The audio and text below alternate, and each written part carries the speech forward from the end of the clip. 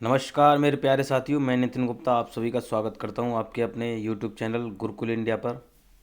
साथियों, आज डिस्कस करेंगे आपके हिंदी के साहित्य और व्याकरण के मिक्स क्वेश्चनों की, जो कि आपके सभी एग्ज़ाम के लिए महत्वपूर्ण है। आप कोई भी कम्पिटिटिव एग्ज़ाम की तैयारी कर रहे हैं जिसमें आपका हिंदी पूछा जाता है, तो इस वीडियो को बहुत ध्यान से देखेंगे और एक एक क्वेश्चन को नोट करते हुए चलेंगे, समझते हुए चलेंगे। ये क्वेश्चन आपके सभी एग्ज़ाम के लिए बहुत ज़्यादा महत्वपूर्ण है, ठीक है। इस वीडियो में मैंने आपके व्याकरण और साहित्य के संबंधित सारे क्वेश्चन लिए हैं, ठीक है। तो बिल्कुल जुड़े रहेंगे। जो साथी चैनल पर पहली बार आए हैं, किसी भी कम्पिटेटिव एग्जाम की तैयारी कर रहे हैं, चैनल को सब्सक्राइब कर लेंगे और साथ ही बेल आइकन को भी प्रेस कर लेंगे, जिससे कोई वीडियो आती है उसका नोटिफिकेशन आप तक तुरंत पहुंच सकेगा, ठीक है। आपसे रिक्वेस्ट है, अगर आपको वीडियो अच्छी लगती है, क्वेश्चन अच्छे लगते हैं, वीडियो को लाइक ज़रूर करेंगे और अपने सभी साथियों के साथ शेयर ज़रूर कर देंगे, ठीक है। चलिए स्टार्ट करेंगे हम पहला क्वेश्चन। तो इससे पहले मैंने जो है आपके 24 क्वेश्चन करा रखे हैं, ठीक है। आपने नहीं देखे तो जाकर देखेंगे, प्ले लिस्ट में आपको देखने को मिल जाएंगे। बात करेंगे क्वेश्चन पहले की कि कौवा चला हंस की चाल लोकोक्ति का सही अर्थ है। तो ऑप्शन ए हमारा है बड़ों से प्रभावित होना, असंभव प्रयास करना, हृदय परिवर्तन होना, अंधानुकरण करना। बिल्कुल बताएंगे क्या इसका आंसर आप करने वाले हैं।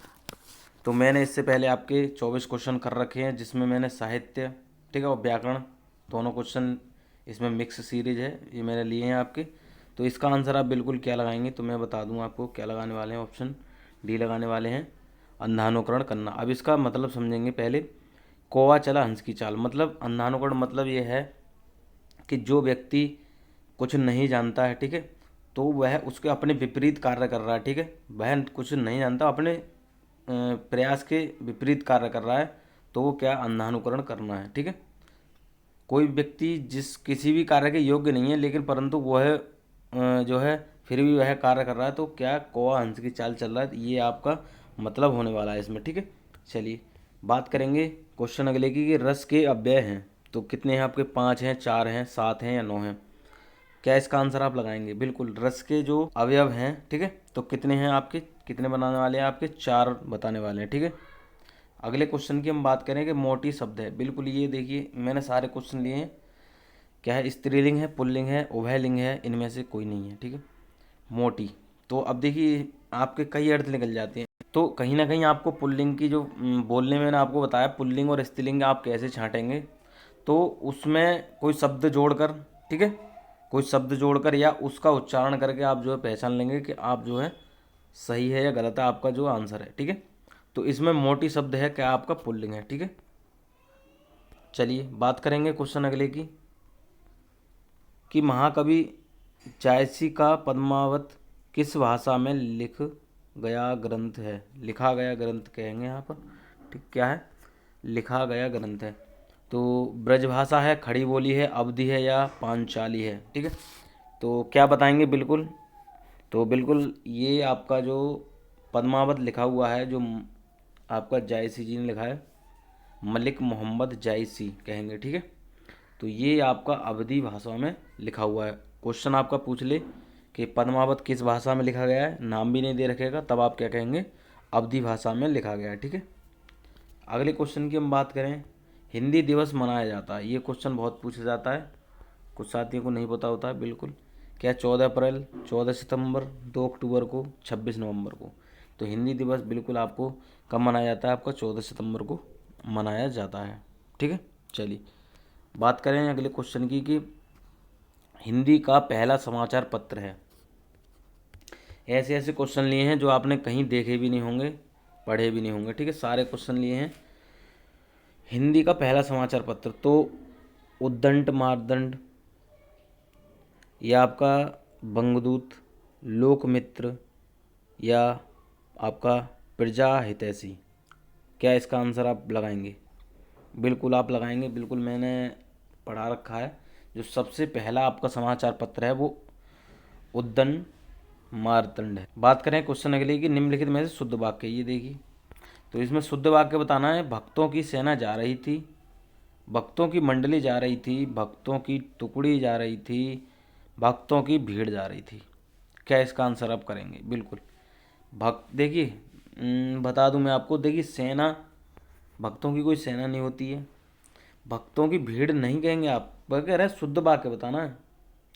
लोगों की भीड़ जा रही, ये आपकी बात समझ में आ गई, ठीक है। कुछ नेताओं या कुछ साथियों की टुकड़ी जा रही थी, या कुछ कह सकते हैं कुछ जवानों की टुकड़ी जा रही थी, मतलब कुछ लोगों की, तो ये भी आपका नहीं हो जाएगा। लेकिन जब हम बात करते हैं मंडली की, तो वहाँ कहीं ना कहीं आपकी भावनाओं से संबंधित हो जाती है, तो भक्तों की हमेशा मंडली आप लगाएंगे, भक्तों की मंडली जा रही थी, ठीक है। बात समझ में आ गई। आप ये नहीं कह देंगे कि जवानों की मंडली जा रही थी, वहाँ आपकी जो है गलत आपका वाक्य हो जाएगा। वहाँ आप क्या कहेंगे कि जो जवानों की टुकड़ी जा रही थी, ठीक है। ये बात समझ में आ गई। बात करेंगे क्वेश्चन अगले की, रामचरितमानस में कुल कितने कांड हैं? तो कितने कांड है? 5 है, 7 है, 8 है या 9 है? क्या इसका आंसर आप करेंगे? बिल्कुल आप लगाने वाले हैं ऑप्शन बी लगाने वाले हैं। कितने कांड हैं आपके रामचरितमानस में? तो क्या हैं आपके? 7 हैं। किसने लिखा है? आपके तुलसीदास जी ने लिखा है, ठीक है। तुलसीदास जी ने लिखा है। रामायण की बात कर लें तो वाल्मीकि जी ने लिखा है। और आपके तुलसीदास जो थे, इन्होंने मतलब कई सारे जो है राम जी के ऊपर जो है, रामचंद्र जी थे, उनके ऊपर कई सारे जो है काव्य ग्रंथ लिखे हैं, ठीक है। चलिए बात करेंगे क्वेश्चन अगली, जैसे सुंदरकांड की हम बात करेंगे तब भी आप लगाएंगे, ठीक है। चलिए बात कर रहे हैं कि निम्न में से कौन सी प्रसाद की रचना है? आंसू, पल्लव, कामायनी, ये झरना? क्या इसका आंसर आप करेंगे? बिल्कुल लगाने वाले हैं। क्या लगाने वाले हैं? ऑप्शन बी लगाने वाले हैं, पल्लव, ठीक है। यहाँ देखिए कह रहे हैं रचना नहीं है। चलिए बात कर रहे हैं कि निम्नलिखित में से कौन सा मुहावरा नहीं है? घाव हरा होना, खून खोलना, कान भरना, निर्धन आदमी होना? तो बिल्कुल आप बताएंगे ऑप्शन डी लगाने वाले हैं। यहाँ मुहावरा नहीं है, ठीक है। निर्धन आदमी होना ये एक बात है, लेकिन मुहावरा नहीं है। लेकिन बात करें घाव हरा होना, मतलब कोई भी जैसे कह सकते हैं कोई तकलीफ़ है, उसमें और तकलीफ़ आ जाना, ठीक है। या कोई भी ऐसी बात कह देना जिससे दूसरे को कोई ऐसी हानि पहुंच रही है, तो घाव हरा होना, मतलब कोई भी ऐसी विपत्ति आई हुई है उसके बाद में कोई और विपत्ति आ जाती है, तो घाव हरा होना आपका वहाँ हो जाता है। कान भरना कुछ मतलब कह सकते हैं दूसरे के खिलाफ कुछ गलत बात करना, वो कान भरने में आ जाता है। खून खोलना किसी को देखकर क्या है, क्रोध आ जाना, ठीक है, गुस्सा आ जाना, खून खोलना हो जाएगा। लेकिन निर्धन आदमी होना ये आपका एक अलग मतलब बात हो जाती है, लेकिन ये मुहावरा नहीं होगा, ठीक है। बात करें सरस्वती पत्रिका के संपादक थे, ये क्वेश्चन बहुत पूछा जाता है, इंपॉर्टेंट है। तो प्रेमचंद थे, महावीर प्रसाद द्विवेदी थे, रामचंद्र शुक्ल थे, या आपके भारतेंदु बाबू हरिश्चंद्र थे? बताएंगे तो कौन थे? तो बिल्कुल कौन थे आपके? महावीर प्रसाद द्विवेदी थे। सरस्वती पत्रिका के संपादक कौन थे आपके? महावीर प्रसाद द्विवेदी। अगर यहाँ द्विवेदी भी लिखा आ जाएगा तब आप ध्यान से समझेंगे। इनका शॉर्ट नाम मैंने आपको पिछली वीडियो में बता रखा है, ठीक है। यहाँ शुक्ल दे रखेगा, या देखिए यहाँ पर ऐसे करके दे रखेगा। तो इस प्रकार आपको समझना है इसके आगे के नाम को और इसके पीछे के नाम को, ठीक है। तो द्विवेदी जी कहीं आ जाए तो महावीर प्रसाद द्विवेदी की बात करते हैं, ठीक है। चलिए कविश्वर शब्द में प्रयुक्त संधि, देखिए सारे क्वेश्चन लिए हैं तो बताएंगे। दीर्घ संधि, गुण संधि, व्यंजन संधि, स्वर संधि। कवि और ईश्वर दोनों की बात कर रहा है। क्या इसका आंसर आप लगाएंगे? बिल्कुल मैं आपको यहाँ लिख कर बता देता हूँ। क्या है आपका? कवि, कवि में हमेशा छोटी ई की मात्रा लगती है, ठीक है, जो आगे की तरफ लगेगी। और ईश्वर में हमेशा बड़ी ई की मात्रा लगती है, ये बात याद रखेंगे। जब छोटी ई और बड़ी ई मिलती है तो बड़ी ई बनती है, मैंने आपको बता रखा है। तो ये कौन सी संधि होती है? तो कह देंगे बिल्कुल सर हमारी दीर्घ संधि होती है। तो कौन से ऑप्शन में आपको देखने को मिल रही है? बिल्कुल कौन से ऑप्शन में आपको देखने को मिल रही है? कह देंगे ऑप्शन ए में देखने को मिल रही है, ठीक है, दीर्घ संधि, ठीक है। अब मैं एक ट्रिक बताता हूँ आपको कि आप जो है दीर्घ संधि को कैसे पहचान सकते हैं। हमेशा आपको क्या करना है कि दीर्घ संधि जो होती है वो आपके कभी मतलब जो बड़ी मात्रा होती है, जैसे बड़े आ की बात करें, ठीक है, बड़े आ की बात करें या बड़ी ई की बात करें, ठीक है। यहाँ मैं ऐसे लिख देता हूँ, आपकी समझ में नहीं आएगा। ऐसे मात्रा होता है और इधर से मात्रा लग रही होगी। बड़े ऊ की बात करें, ऐसे ये मात्रा लग गई है, ठीक है। तो आपकी ये आपको पहचान कैसे होगी मैं बताऊं। आपका कोई शब्द दे रखा है यहाँ पे, जैसे हम बात कर रहे हैं कवि ईश्वर की बात कर रहे हैं, तो हमेशा जो मात्रा जो होगी, जैसे चाहे बड़े आ की हो, चाहे ई की हो, चाहे ऊ की हो, वो पहले शब्द पर होगी या दूसरे पर होगी ज़्यादातर। तो जहाँ आपको देखने को मिल जाएगा वहाँ आप लगा देंगे बिल्कुल दीर्घ संधि। तो कवि ईश्वर, या आप सेंस लगा सकते हैं, जैसे मैंने आपको बता रखा है कि छोटी और बड़ी मिलकर बड़ी बनती है। जैसे यहाँ पर कवि में छोटी है और ईश्वर में बड़ी है, तो आपका क्या है, कवि ईश्वर बन जाएगा, तो दीर्घ संधि हो जाएगी। ठीक है, चलिए संधि में डिटेल में जानना है तो वीडियो देख सकते हैं आप, प्लेलिस्ट में आपको देखने को मिल जाएगी, संधि मैंने पढ़ा रखी है। चलिए क्वेश्चन की बात करें कि निम्नलिखित में से तद्भव शब्द है। मित्र, सज्जन, साजन, चमत्कार। चर्मकार, चर्मकार है, ठीक है, याद रखें क्या है, चर्मकार, जो चमड़ा तैयार करता है। ठीक है, तो क्या इसका आंसर आप लगाएंगे, बिल्कुल क्या है आपका, साजन है। देखिए मित्र की बात करें तो मित्र को हिंदी में दोस्त भी कहते हैं। सज्जन जो एक अच्छा व्यक्ति होता है उसको सज्जन भी कहते हैं। चर्मकार मैंने बता दिया आपको, तद्भव रूप बता दिया, जो चमड़ा तैयार करता है। साजन एक तद्भव रूप है। ठीक है, चलिए बात करें क्वेश्चन की, छाती पर मूंग दलना मुहावरे का सही विकल्प है। तंग करना, कर्ज वसूल करना, लड़ना, मूंग की खेती करना, छाती पर मूंग दलने से संबंधित है, बिल्कुल। क्या इसका आंसर आप करेंगे, ये आपने पढ़ रखा होगा, क्या है, छाती पर मूंग दलना आपका तंग करने से संबंधित है। ठीक है, ये नहीं है कि देखिए छाती पर मूंग दलना मतलब है जैसे कोई भी व्यक्ति है, किसी दूसरे व्यक्ति को परेशान कर रहा है, पर यहाँ तंग की जगह पर अगर परेशान भी लिखा होता, परेशान करना, तब भी आप लगा देते। ठीक है, तो परेशान करना या तंग करना आपका क्या है, छाती पर मूंग दलना मुहावरे का सही विकल्प। ठीक है, बात करें क्वेश्चन की कि जो खाना मुफ्त में मिलता हो वाक्यांश के लिए सही विकल्प है। सारे क्वेश्चन लिए, मिक्स क्वेश्चन लिए हैं, ध्यान से समझते हुए चलेंगे। कमेंट करके ज़रूर बताएंगे कैसे क्वेश्चन लगे हैं। ठीक है, आपको ऐसे क्वेश्चन और चाहिए, मतलब ऐसे क्वेश्चन आप और देखना चाहते हैं तो बिल्कुल कमेंट करके बताएंगे। तो किसका, देखिए हम बात कर रहे हैं कि जो खाना मुफ्त में मिलता हो उसके लिए एक सही विकल्प बताना है। तो भंडार, लंगर, राशन, खुराक, क्या बताएंगे, बिल्कुल जहाँ खाना मुफ्त में मिलता, यहाँ बात उसकी नहीं कर रहे हैं, यहाँ कह रहे हैं कि बिल्कुल सही विकल्प कौन सा है इसके लिए, जहाँ खाना मुफ्त में, इसका अर्थ बताना एक तरह से कह सकते हैं। तो क्या लगाएंगे, लंगर। ठीक है, जहाँ पर खाना मुफ्त में मिलता है। ठीक है, भंडार की कह रहेंगे जहाँ पर मतलब कोई यहाँ माल, मतलब जैसे कह सकते हैं कोई अनाज है वहाँ इकट्ठा हो रहा है तो भंडार होता है। राशन आप जानते हैं कोई भी है। ठीक है, खुराक जो खाई जाती है, देखिए आप, जो आपको ज़रूरत पड़ती है वो खुराक होती है, कोई भी व्यक्ति है तो जितना खाना खाता है वो खुराक कहलाते हैं। लेकिन जब बात कर रहे हैं कि जो खाना मुफ्त में मिलता है वहाँ लंगर होता है। ठीक है, या भंडारा भी कह दे, भंडार और भंडारा ये समझ लेंगे, भंडारा और भंडार। ठीक है, भंडारा हमारा देसी भाषा में कह देते हैं। ठीक है, तो भंडार जहाँ कोई भी राशन है वो एकत्रित हो रहा है वो भंडार है।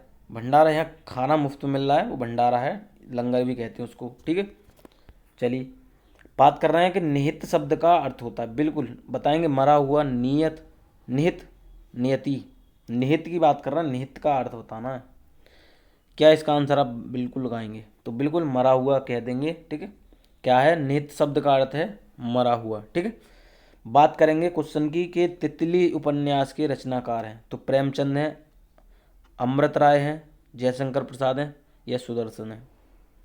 तो कौन है आपके, बिल्कुल लगा देंगे। तितली उपन्यास जो लिखी थी, ये जो रचना की थी वो किसने की थी, आपकी जयशंकर प्रसाद ने करी थी। ठीक है, चलिए बात करेंगे कि वह हमसे फूट गया, इस वाक्य में फूट का क्या अर्थ है। फूट की बात कर रहे हैं। ठीक है, अलग होना, क्रोध करना, दोस्ती, प्रकट होना। फूटने की बात कर रहे हैं, फूट वो वाला फूट नहीं है। ठीक है, तो क्या इसका आंसर आप लगाएंगे, बिल्कुल, तो फूटने से मतलब है अलग होना। वह हमसे फूट गया। ठीक है, तो वह क्या, वह हमसे अलग हो गया। ठीक है, कैसे भी अर्थ निकाल सकते हैं आप। अंजनी पुत्र कौन कहलाते हैं, कृष्ण, हनुमान, राम, शिव। ये तो आप बता देंगे बिल्कुल, ये तो आपने छोटे छोटे बच्चे को ही पता होगा कौन है आपके, हनुमान है। ठीक है, पवन पुत्र भी कह दें, पवन पुत्र कह दें, तब आप क्या लगाएंगे, बिल्कुल हनुमान लगाने वाले हैं। ठीक है, चलिए इनके गुरु कौन थे आपके, सूर्यदेव थे। ठीक है, हनुमान के, बिल्कुल। चलिए हिंदी छंद शास्त्र में तुक का क्या अर्थ है। तुक की बात कर रहे हैं, तुक का अर्थ बताना है। लय है, विराम है, गति है, अन्य तय वर्णों की आवृत्ति। क्या इसका आंसर आप करेंगे? बिल्कुल लगाए, आपके लगाने वाले हैं बिल्कुल। तुक का मतलब है लय, ठीक है। तो कहीं बात आ जाए कि छंद शास्त्र में तुक का क्या अर्थ है, तो लय बताएंगे, ठीक है। बात कर रहे हैं क्वेश्चन अगले की, हिंदी भारत में क्या नहीं है? तो राष्ट्रभाषा, मातृभाषा, संपर्क भाषा, विदेशी भाषा। क्या है इसका आंसर? यहाँ कह रहे हैं हिंदी भारत में क्या नहीं है। कहीं कहीं आपको देखिए मातृभाषा भी देखने को मिलती है, राष्ट्रभाषा है ये, ठीक है। संपर्क भाषा कह सकते हैं आप, जो आपके संपर्क में आ रहा है कोई व्यक्ति, जो आपके वातावरण में बोली जा रही है, संपर्क भाषा कहलाती है। हिंदी भी बोली जाती है कई स्थानों पर। विदेशी भाषा नहीं कहेंगे आप, भारत की बात कर रहे हैं तो भारत में विदेशी भाषा थोड़ी कह देंगे आप। जैसे इंग्लिश, फ्रेंच की बात करें, ठीक है, फ्रेंच की बात करें, वहाँ आप विदेशी भाषा की बात कर सकते हैं, ठीक है। चाइनीज़ की बात कर सकते हैं तो वो विदेशी भाषा में आ जाती है, लेकिन हिंदी की बात कर रहे हैं तो भारत में विदेशी भाषा थोड़ी कहते हैं, ठीक है। चलिए बात करेंगे, निम्नलिखित में से हिंदी भाषा का शब्द है, हिंदी भाषा का शब्द है क्या है? अजायब घर, टिकट घर, स्नान घर, बेडरूम। हिंदी भाषा का शब्द कौन सा है? बिल्कुल बताएंगे, देखिए कौन सा आपका? स्नान घर। तो हिंदी भाषा का शब्द आपका स्नान घर है, ठीक है। बेडरूम आपका जो है विदेशी भाषा का शब्द है। भाषा की सबसे छोटी इकाई, ये क्वेश्चन बहुत पूछा जाता है। अब यहाँ बात फंसती है, इसको मैं बिल्कुल डिटेल में बताऊंगा, इसके बाद में मैं गारंटी देता हूँ ये क्वेश्चन आप गलत नहीं करने वाले हैं।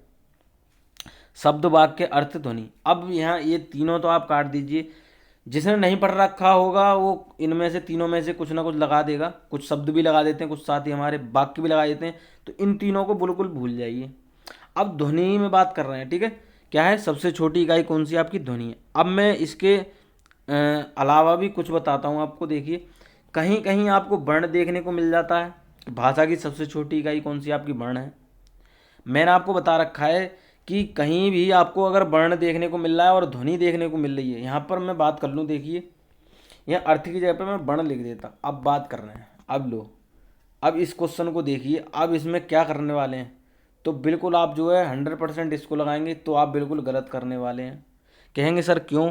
मैं बता दूं, आपको भाषा की छोटी इकाई, सबसे छोटी इकाई क्या लगानी है? ध्वनि लगानी है। अब कहेंगे क्यों लगानी है, मैं क्यों बताऊं। देखिए कि सबसे पहले क्या आया था? ध्वनि आई थी, ठीक है। जो लिखित रूप होता है वो आपका वर्ण होता है, और जो मौखिक होता है वो आपकी ध्वनि होती है। अब कहेंगे कौन सी, बताइए कौन सी है आपकी सबसे छोटी इकाई? कह देंगे ध्वनि। अगर आपको इसमें फिर डाउट है, आप कमेंट करके मुझे बताएंगे कि इन दोनों में से आप क्या आंसर करने वाले हैं। ये मैंने ऑप्शन आपको दे दिया है, यहाँ आपका ध्वनि है और यहाँ वर्ण दे रखा है अर्थ की जगह पर। अब आप क्या आंसर करेंगे, ठीक है। तो बिल्कुल, अगर मैं एक चीज़ और दे दूँ यहाँ पर, मैं यहाँ बात कर लूँ अक्षर की। अब मैं इसको ध्वनि को काट देता हूँ, इसी क्वेश्चन को ले लेते हैं। गारंटी मैंने ये वादा किया है, इस क्वेश्चन को आप गलत नहीं करेंगे। अब वर्ण और अक्षर की बात कर लें, यहाँ वर्ण भी दे रखा है, अक्षर भी दे रखा है। तब आप क्या करेंगे? तो आपको क्या लगाना है? अक्षर लगाना है, जी हाँ। कुछ साथी कहते हैं अरे कि दो या दो से वर्ण मिलकर अक्षर बनता है। अरे अक्षर नहीं बनता भैया, अक्षर तो सबसे छोटी इकाई होती है। ध्वनि के बाद में अक्षर आता है, लिखित रूप में वर्ण आ जाता है। अब देखिए मैं बात कर लूँ यहाँ, जैसे मैं का की बात कर लूँ, का जो है हलंत युक्त है, मतलब अर्धवर्ण है ये। जब मैं यहाँ पूरे का की बात करूँ ये वर्ण वर्ण कहलाता है, और जब मैं इसकी बात कर लूँ तो ये अर्धवर्ण होता है। तो इसको कैटेगरी कौन सी, इसकी कौन सी हो जाएगी? अक्षर हो जाएगी। और ये इसकी बात करूँ तो वर्ण हो जाएगी, ठीक है। बात समझ में आ गई, क्लियर हो गई है, ठीक है। जब अर्धवर्ण होता है, जैसे आपके जितने भी व्यंजन होते हैं वो अर्धवर्ण कहलाते हैं, ये बात याद रखेंगे। वो कब बनते हैं वर्ण? जब उनकी क्या है संयोग होता है किससे? स्वर से, तब वो क्या वर्ण बनते हैं, वो व्यंजन बनते हैं, ठीक है। क्या है? तब वह व्यंजन वर्ण बनते हैं जब वह क्या स्वर के साथ संयोग करते हैं। मैं आपने पढ़ रखा होगा कि ऐसी कौन सी ध्वनि है जो स्वरों की सहायता से बोली जाती है, तो वो व्यंजन कहलाती है। ये डिटेल में आप किसी ने नहीं बताया होगा, मैं बता रहा हूँ। अगर वर्ण दे रखा है, अक्षर दे रखा है, तो आपको अक्षर मारना है सबसे पहले, ठीक है। अब बात कर लें, अक्षर और ध्वनि दे रखी है, लीजिए मैं सारी कन्फ्यूजन दूर कर देता हूँ आपकी। अक्षर और ध्वनि दे रखी है, तब भी आपको ध्वनि मारने, मतलब जो सबसे पहले आप कहेंगे, पहले नंबर पे अक्षर लगाएंगे, दूसरे नंबर पहले नंबर पे सॉरी ध्वनि लगाएंगे, दूसरे पे अक्षर लगाएंगे, और तीसरे पे वर्ण लगाने वाले हैं, ठीक है। अगर कुछ नहीं दे रखा है, यहाँ ध्वनि नहीं दे रखी है, अक्षर नहीं दे रखा है, वर्ण दे रखा है, तब आप वर्ण लगा देंगे, ठीक है। बात क्लियर हो गई। अगर ये चीज़ आपके समझ में आ गई कमेंट करके ज़रूर बताएंगे सर हम बिल्कुल 97 क्वेश्चन है हमारे बिल्कुल क्लियर हो गया है। अगर फिर भी डाउट रहता है तो कमेंट करके आप पूछ सकते हैं बिल्कुल, ठीक है। तो साथियों इससे रिलेटेड आपकी बिल्कुल कन्फ्यूज़न दूर हो गई होगी, ठीक है। चलिए बात करेंगे क्वेश्चन अगले की, ये रत्नाकर शब्द का अर्थ है। बिल्कुल ये पढ़ रखा है, अगर पर्यायवाची भी पूछ ले रत्नाकर पर्यायवाची किसको कहते हैं, देखिए नदी को कहते हैं, खान को कहते हैं, दैत्य को कहते हैं या समुद्र को कहते हैं। बिल्कुल आप आंख बंद करके लगा देंगे, पढ़ रखा है आपने, समुद्र को कहते हैं, ठीक है।